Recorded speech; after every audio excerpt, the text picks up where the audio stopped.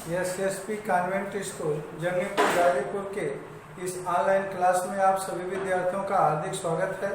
Good morning to everybody.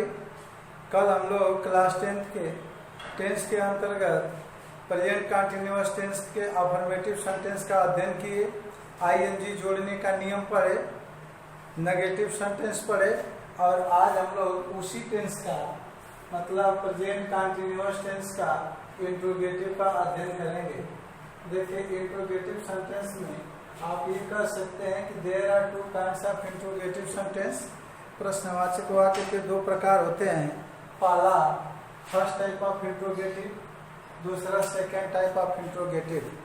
First type of interrogative के अंतर्गत वह आता है जिसमें वाक्य के प्रारंभ में प्रश्नवाचक शब्द दिया, या आप यह कह सकते हैं कि first type of interrogative sentence के वाक्य के प्रारंभ में प्रश्नवाचक शब्द या क्या आता है, वाक्य के अंत में क्वेश्चन मार्क अवश्य लगा रहता है। जब आप अनुवाद करेंगे तो अनुवाद करते समय सबसे पहले क्या लिखेंगे? अगर वाक्य के प्रारंभ में प्रश्नवाचक शब्द आया है तो ईजे मार्क का प्रयोग जो है सबसे पहले करेंगे। अर्थात अगर आप इसके स्ट्रक्चर पर जाएं तो इसका स्ट्रक्चर क्या हो जाएगा? Is am are plus subject plus main का first part plus ING plus object, question mark लगा देंगे। तो फर्स्ट टाइप ऑफ इंट्रोगेटिव में आपका ये स्ट्रक्चर होगा। अगर वाक्य के प्रारंभ में प्रश्नवाचक शब्द आया है तो ईजे मार्क का प्रयोग सबसे पहले कर देंगे।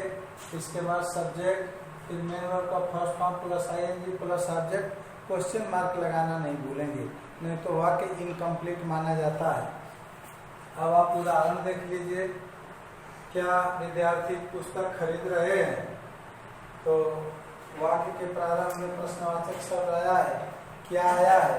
तो आप कह सकते हैं कि यह फर्स्ट टाइप ऑफ इंट्रोगेटिव है। अनुवाद जब करेंगे तो सबसे पहले जो है हेल्पिंग वर्ब लिखेंगे। स्टूडेंट्स के अनुसार आर का प्रयोग हो जाएगा, are the students buying books, question mark लगा देंगे।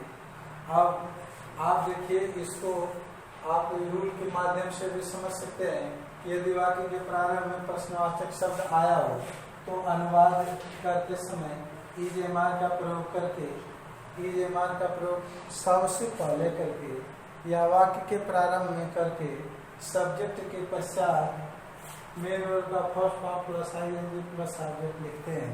या उसी को आप स्ट्रक्चर के माध्यम से समझ सकते हैं। तो इसका स्ट्रक्चर क्या हो जाएगा? ईजे mark plus subject plus main verb का first form plus ING plus object. तो इस तरह से आप इसको बनाएंगे। और देखिए, हम लोग दूसरा जो इसका टाइप है सेकेंड टाइप ऑफ इंट्रोगेटिव, इसमें 4 प्रकार के जो है सेकेंड टाइप ऑफ इंट्रोगेटिव में 4 नियम हैं। चारों को आपको समझना पड़ेगा। जैसे पहला इसमें क्या है? यदि प्रश्नवाचक शब्द वाक्य के बीच में आया है तो अनुवाद करते समय सबसे पहले उसकी अंग्रेजी लिखकर फिर हेल्पिंग वर्ब के बाद सब्जेक्ट प्लस मेन वर्ब का फर्स्ट फॉर्म प्लस आईएनजी तथा ऑब्जेक्ट लिखा जाता है। ध्यान देंगे, यदि प्रश्नवाचक शब्द वाक्य के बीच में आया है तो सबसे पहले उसकी अंग्रेजी लिखते हैं, फिर सब्जेक्ट के अनुसार ईजे मार्क का प्रयोग करके उसके ईजे मार्क के पश्चात सब्जेक्ट लिखते हैं, फिर मेन वर्ब का फर्स्ट फॉर्म प्लस आईएनजी तथा ऑब्जेक्ट लिखते हैं और वाक्य के अंत में क्वेश्चन मार्क अवश्य लगाते हैं। जैसे एग्जाम्पल देख लीजिए, यह लड़का क्यों रो रहा है? देखिए, अब इसमें जो प्रश्नवाचक शब्द है क्यों, वह वाक्य के बीच में आया है। तो आप ध्यान देंगे, जब प्रश्नवाचक शब्द वाक्य के बीच में आएगा तो वह सेकेंड टाइप ऑफ इंट्रोगेटिव कहलाता है और वाक्य में प्रयुक्त क्वेश्चन वर्ड प्रश्नवाचक शब्द को वाक्य के प्रारंभ में लिखते हैं, फिर इसके बाद जो है हेल्पिंग वर्ब का प्रयोग करते हैं, फिर सब्जेक्ट, फिर वर्ब प्लस आईएनजी तथा ऑब्जेक्ट लिखते हैं। अगर आप इसके स्ट्रक्चर से समझने का अगर प्रयास करेंगे तो सबसे पहले क्या हो जाएगा? Question word plus is am are plus subject plus main verb का first part plus ing plus object plus other words दिया रहेगा तो उसको भी लिखेंगे। क्वेश्चन मार्क लगाना नहीं भूलेंगे। ये इसका स्ट्रक्चर है। अगर आप अनुवाद करना चाहते हैं तो आप इस तरह से जो है कर सकते हैं। इसको याद रख सकते हैं कि अगर प्रश्नवाचक शब्द वाक्य के बीच में आया है तो सबसे पहले क्या लिखेंगे, वाक्य में आया हुआ क्वेश्चन वर्ड की अंग्रेजी, फिर helping verb is am are का प्रयोग करके फिर सब्जेक्ट लिखेंगे। ध्यान देंगे सब्जेक्ट के अनुसार ही इज एम आर का प्रयोग होगा। मतलब यदि वाक्य का सब्जेक्ट ही सी इट और सिंगुलर नंबर सब्जेक्ट है तो इज आय के साथ एम और we you they and are plural number of subject के साथ आर का प्रयोग करके सब्जेक्ट प्लस मेन वर्ब के फर्स्ट फॉर्म प्लस आईएनजी तथा ऑब्जेक्ट के अदर वर्ड्स लिखते हैं। अगर आप जो है एग्जाम्पल के माध्यम से समझने का प्रयास करिए, यह लड़का क्यों रो रहा है। देखिए प्रश्नवाचक शब्द वाक्य के बीच में आ गया, क्यों? तो अनुवाद करेंगे तो सबसे पहले वाक्य में आया हुआ क्वेश्चन वर्ड की अंग्रेजी लिख देंगे, क्या हो जाएगा वाई। अब दिस चाइल्ड के अनुसार इज का प्रयोग हुआ है, why is this child weeping, question mark लगा देंगे। ध्यान देंगे आप इसे करना होता है। अब आप जो है आगे देखेंगे फर्स्ट टाइप ऑफ इंट्रोगेटिव में सेकेंड टाइप ऑफ इंट्रोगेटिव में जो अगला नियम है वह क्या है, वो कौन वाक्य में सब्जेक्ट का कार्य करता है। अब ध्यान देंगे यह जब सब्जेक्ट का कार्य करता है तो फिर दूसरा सब्जेक्ट नहीं आएगा, ये खुद सब्जेक्ट का काम करता है।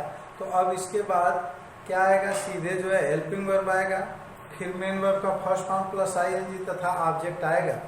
ध्यान देंगे अगर जब वाक्य में हु आया है तो आपको कई बार बताया जा चुका है हर इंट्रोगेटिव सेंटेंस में कि हु किसी भी वाक्य में सब्जेक्ट का कार्य करता है तो इसके बाद सीधे हेल्पिंग वर्ब आ जाएगा, मेन वर्ब आ जाएगा, फिर दूसरा सब्जेक्ट नहीं आएगा। क्यों? क्योंकि हु वाक्य में सब्जेक्ट का कार्य करता है। जब अनुवाद बनाएंगे तो सबसे पहले जो है हु लिखेंगे, फिर जो है इज ऑब्लिक आर का प्रयोग करके इज का प्रयोग करके सामान्यतः अधिकांशतः ये इज आता है। इज के बाद वर्ब के फर्स्ट फॉर्म प्लस आईएनजी तथा ऑब्जेक्ट आता है। जैसे एग्जांपल के लिए देख लीजिए, तुमको कौन गाली दे रहा है, क्या हो जाएगा, who is abusing you. Who is abusing you. ध्यान देंगे अब यह सब्जेक्ट का काम कर रहा है, इसके बाद हेल्पिंग वर्ब और प्लस आईएनजी आ रहा है। उसी तरह जो अगला नियम है उसमें चार शब्द how many, how much, which, whose, इन चारों के साथ उससे संबंधित नाउन भी आता है। जैसे देखिए एग्जांपल के लिए समझ लीजिए, कितने लोग गांव छोड़कर जा रहे हैं, तो हाउ मेनी। क्यों हाउ मेनी का प्रयोग होगा, क्योंकि संख्या प्रकट हो रही है। How many people are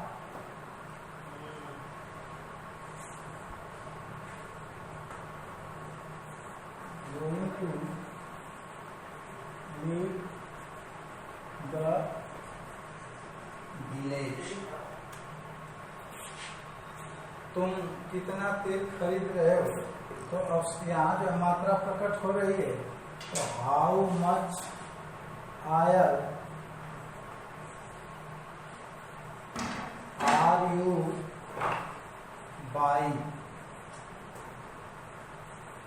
question mark लग जाएगा।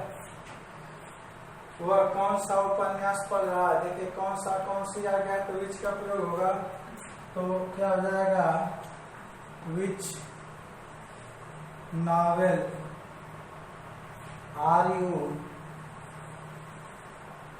रीडिंग। देखिए किसका नौकर मेरी सहायता कर रहा है, तो किसका आ गया तो क्या हो जाएगा, हुज सर्वेंट